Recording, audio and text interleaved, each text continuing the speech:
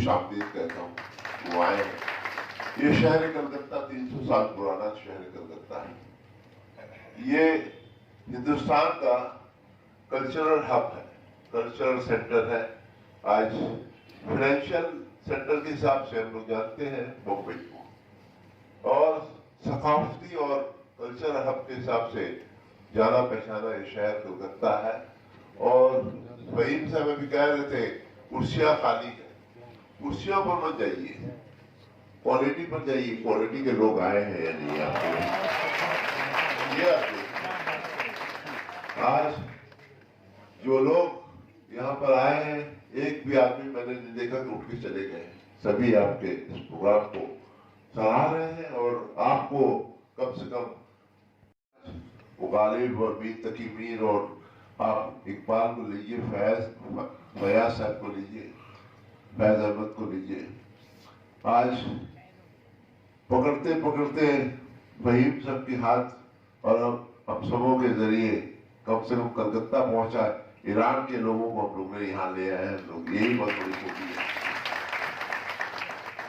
कौन कहता है कि उर्दू, हम लोग कहते हैं ना कलकत्ते में बहुत से लोग कहते हैं कि उर्दू अपनी दम तोड़ रही है।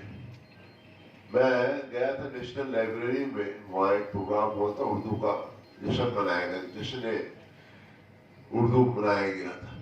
मैंने कहा था कि उर्दू को कोई नहीं मार सकता, उर्दू कभी भी मौत उर्दू की नहीं आ सकती, क्योंकि उर्दू के चाहने वाले और बोलने वाले सारे दुनिया में हैं, और कम से कम एक नहीं 7 करोड़ के ऊपर लोग आज दुनिया में हैं।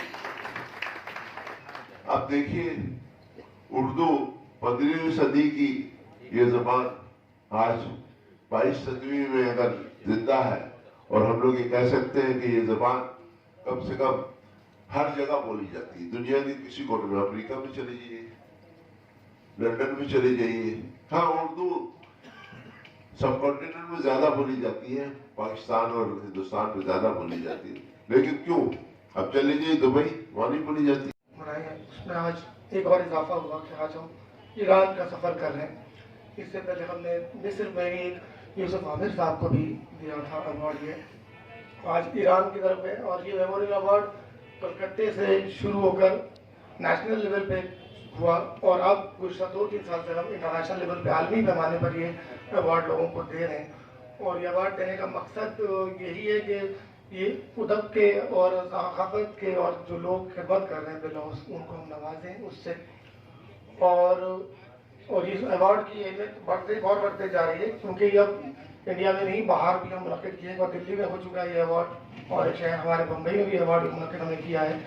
तो इस अवार्ड से अब अवार्ड ही रहा गया, कलकत्ता को रिप्रेजेंट कर रहा है, नुमाइंदगी कर रहा है पूरे कलकत्ता की ये अवार्ड।